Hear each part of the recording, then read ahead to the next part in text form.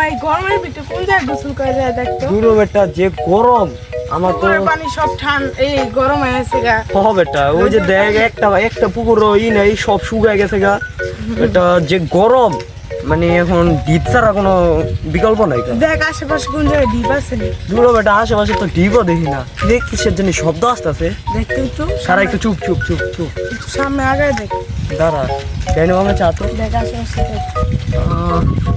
ডিপকো ডিপকো ডিপকো ডিপকো ডিপকো ওই যে দোষ একটা ডিপ দেখা যেতেছে ওই দেখ ওই দেখ ওই দেখ ওই দেখ মামা একটা ডিপ গোসলে কাম হয়ে গেছে। কাম হয়ে গেছে। চল আজকে ওই জায়গায় গোসল করতে যাবো চল আয় যাই ডিপে যাই। সো গাইস আমরা এখন ডিপে গোসল করতে যাব।